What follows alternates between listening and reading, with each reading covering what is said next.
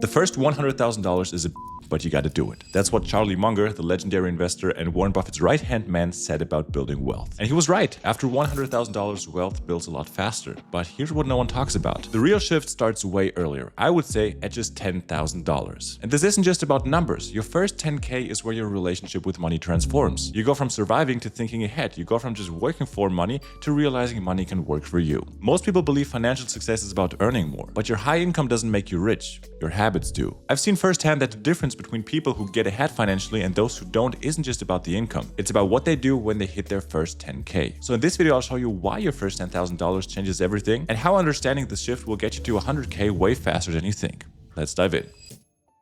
Now you might be thinking, okay, $10,000 is a milestone, but is it really that big of a deal? Well, let's look at the numbers. In the US, the median net worth for people under 35 is $15,000. And that includes everything they own, not just savings. And a shocking 57% of Americans have less than $1,000 in savings. That means if you've reached $10,000 in savings, you're already way ahead of most people. You've pretty much built what most people never do.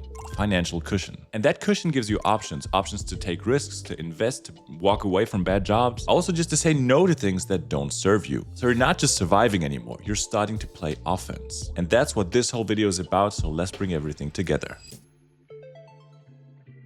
Now, Charlie Munger's famous quote is brutal but true. But before you even get there to that $100,000, your first 10K is already a massive hurdle. Why? Because when you start from zero, every dollar you earn comes from your own effort. There's no compounding, no passive income. It's just you grinding away trying to make money stick. At this stage, trying to make money feels like trying to fill a bucket with a hole in it. Expenses eat up most of what you earn, leaving you with barely anything to save or invest. And this is where most people give up. You work hard, but your progress is painfully slow. You save a little and then an unexpected bill wipes it out, or you invest a little, but the returns feel microscopic. It kind of feels like you're running in place. At this stage, there's no safety net. Every financial decision feels risky because a small mistake, like a bad investment or an emergency expense, or even a bad month at work can wipe out all your progress. That's why your first 10K isn't just hard, it's mentally exhausting. But once you cross that mark, something shifts. Now you have a financial cushion. You're no longer just surviving, now you can thinking about growing. So with 10K, certain opportunities come up. You can invest without panic because you're not starting from zero. You have room to take small risks and test ways to make money beyond just working more hours, and you start seeing money as a tool, not just a necessity, and that's when real wealth building begins. That's why 10K is your first real milestone, because you stop living paycheck to paycheck and start playing a different game. And here's the thing, once you have your first 10K, the next one comes faster. Why? That's what we'll cover next. Before you hit $10,000, every dollar feels like a battle. But after, your money starts working with you, not against you. That's because momentum kicks in. Instead of just earning and spending, you now have a small but powerful financial engine that can grow on its own. Think of it like pushing a car from a dead stop. At first, it's brutally hard. But once it starts rolling, it takes way less effort to keep it moving. Also, the habits you build to reach that $10,000 become your greatest asset. Because before you had to be disciplined, you had to cut unnecessary expenses, automate your savings, and be intentional with your spending. But now those habits don't just help you save, they help you accelerate. Because if you could save $10,000 with no momentum, imagine how much faster you can grow to $50,000 or $100,000 when your money is working alongside your efforts. So the same machine that got you here is now a wealth building machine. So here's why things speed up after 10K. Your savings generate returns. Even modest investments like high interest savings account or index funds start compounding. It's small at first, but over time these little gains stack up. You can take smarter risks. Before, losing $500 felt catastrophic. But now it's just a calculated risk. You can experiment with side hustles, high return investments, or skills that boost your earning power. And your mindset shifts. You stop thinking in terms of scarcity, like, oh, how do I stretch every dollar? And start thinking in terms of multiplication. How do I grow what I already have? This is where most people make their first real financial moves, like investing, starting businesses, or negotiating higher pays, because they financially have the resources to do so. But that brings up a huge question. How do you go from just having 10K to actually building wealth? That's what we'll cover next. So this is the part Munger was talking about. The first $100,000 is brutal because getting to that first 10K is very slow. But after that, it compounds. Think about it. If you invest $10,000 and get just a 7% annual return, that's already $700 of passive income every year. That's money you didn't actively have to work for. Now, instead of being something that you have to chase, money starts coming towards you. And this is the moment when wealth building really begins. Because once you hit this stage, you're not just working for money anymore. Your money is working for you. So at the start of your journey, every single dollar you make is tied to your time. You work a shift, you get paid. You take on a freelance project, you get paid. But no work means no money. That's active income. You're trading time for cash. But there's a hard limit to how much you can earn because one day only has 24 hours. But once you hit that $10,000, kind of a light bulb switches on. Money doesn't just come from active work. Money can come from its own without you having to work for it actively. You start to see how even small amounts of capital can generate returns. Maybe you put some of it into index funds, maybe you try a high-yield savings account, or maybe you invest in yourself through a course that levels up your earning potential. And here's where the real shift happens. You realize that the path to real wealth isn't just making more money. It's making money in a way that scales beyond your time. At 10K, your idea of passive income isn't just theoretical anymore.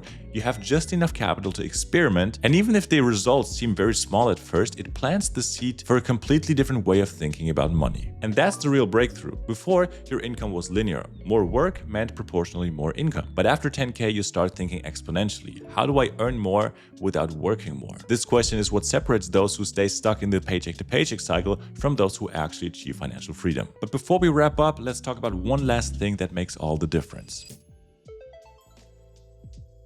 Once you hit that 10K, something strange happens. It gets easier. It's like pushing a giant snowball at the top of a hill. At first it's heavy, it's slow, it's frustrating, but the moment it gains momentum, it starts rolling on its own. But why does that work with money too? Because money follows the laws of compounding and leverage. Your investments start making returns, and your new mindset starts spotting more opportunities. The financial habits you build to get to 10K, like discipline, like delayed gratification, and smart spending, become second nature. You no longer really have to think about saving, you just do it. And then there's the psychological shift, because getting to your first 10K proves to you that growth is possible. This belief alone is a game changer, because instead of feeling stuck, you now see a clear path in front of you to get forward. You've already climbed your steepest part of the mountain, so now the ascent to $100,000 feels achievable, almost inevitable. And that's exactly why Charlie Munger's theory kicks in at $100,000. You have momentum, you have capital, and you have knowledge all working together. But the journey truly starts at $10,000. And this brings us to the final and most important point.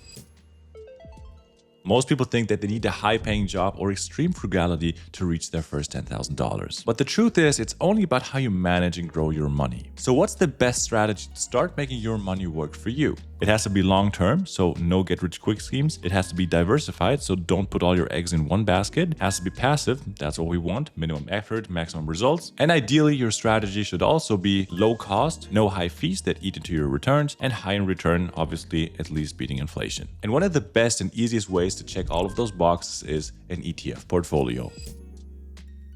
ETFs, or exchange-traded funds, are like baskets of stocks. Instead of trying to pick individual winners, you invest in a broad market index like the S&P 500 in the US, for example, which bonds 500 of the biggest companies in the United States. Historically, this index has returned between 7 and 10% per year on average after inflation. So here's how you can use ETFs to reach $10,000 faster. Number 1, automate your investments. Set up a monthly transfer into an ETF portfolio, just like a subscription. Number 2, stay consistent. Even if the market drops, keep buying. This is called dollar cost averaging, and it smooths out volatility. Number 3, reinvest dividends. Some ETFs pay dividends, and instead of cashing them out, reinvest them to accelerate your compounding. And number 4, ignore the noise. Don't panic when the markets drop. The long-term trend is upwards.